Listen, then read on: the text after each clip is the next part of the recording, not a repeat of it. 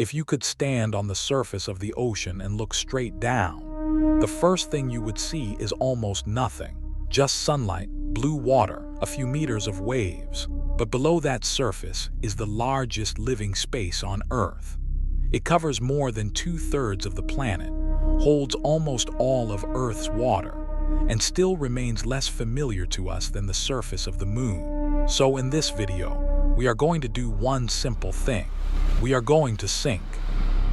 Not in a submarine at first, not with a map, just level by level, deeper and deeper, until the ocean stops feeling like water and starts feeling like another planet.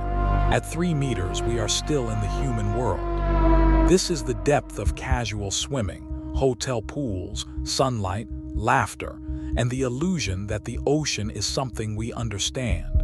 At 20 to 30 meters, coral reefs and sea plants still catch enough light to live. This is the bright zone, the part of the sea that usually appears in travel videos and nature documentaries. Color still exists here. The ocean still feels generous.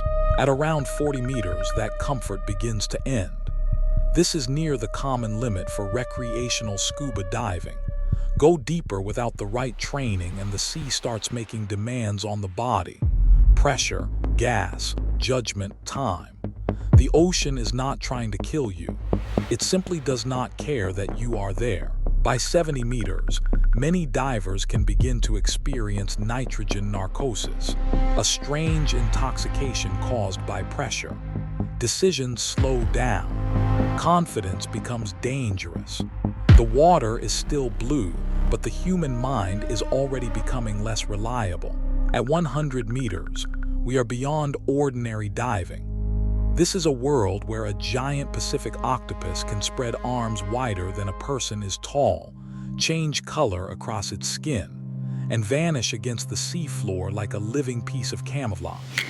For centuries, animals like this helped turn the deep ocean into a place of monsters.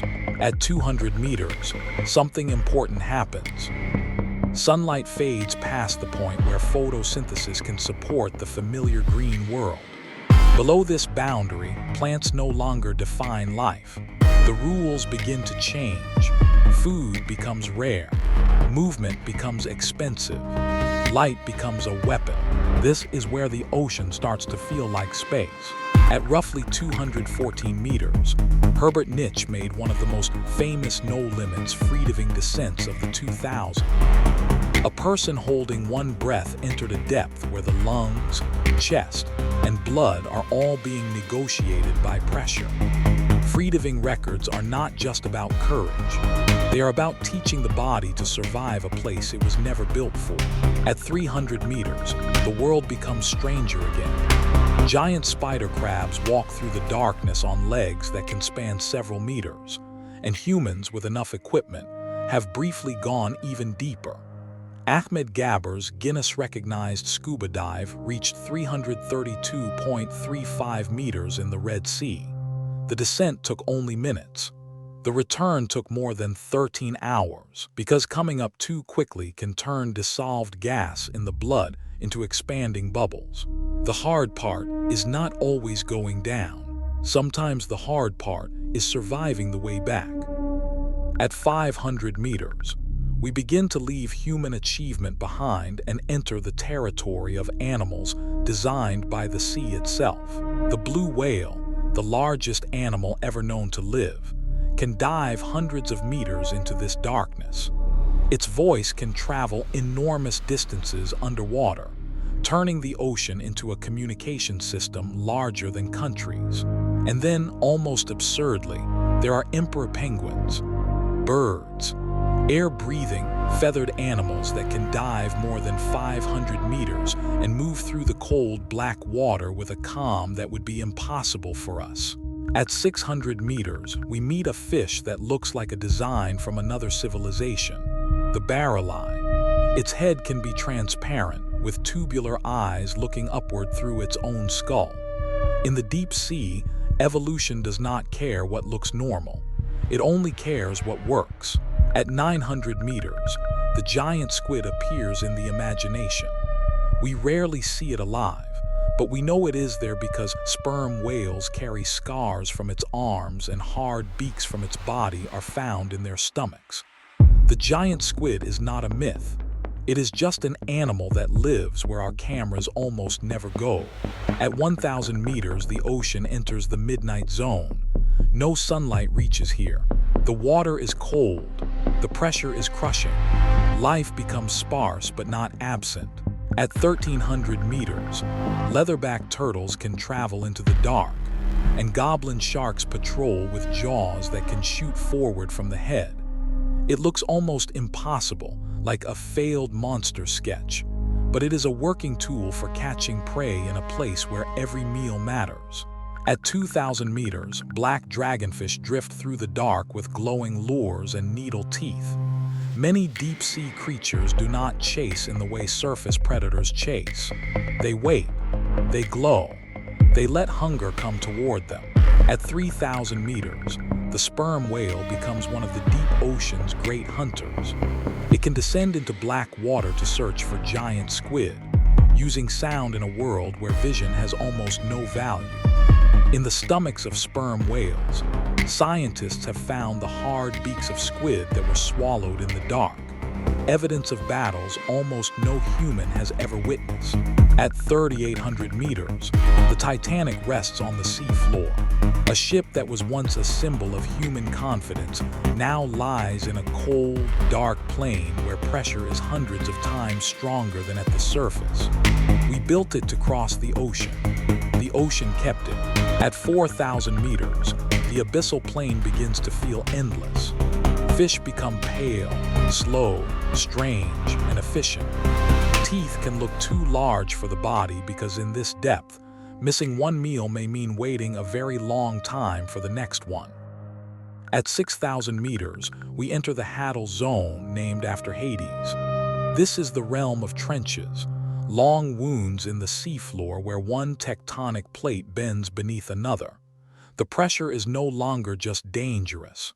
It is architectural. It decides what bodies can exist. At more than 8,000 meters, snailfish have been recorded deeper than any other fish yet filmed. Their bodies are soft, almost ghost-like, shaped for pressure that would destroy most animals from the shallower sea. They are proof that life does not simply survive the deep, it specializes in it. At around 10,600 meters, scientists have found giant single-celled organisms called xenophyophores. A single cell, large enough to be seen by the naked eye, living near the bottom of the world. The deeper we go, the more the ocean seems to ask a question. What counts as normal life? And then we reach the Challenger Deep. About 10,935 meters below the surface, in the Mariana Trench, the ocean reaches its deepest known point. The pressure here is more than 1,000 times the pressure at sea level. It is like carrying a large vehicle on every square inch of your body. Only a small number of humans have ever reached this depth in crewed submersibles. In 1960, Don Walsh and Jack Pickard descended in the Trist. In 2012, James Cameron went alone in the deep-sea Challenger. Later, Victor Vescovo and others returned with newer vehicles and better mapping. What did they find?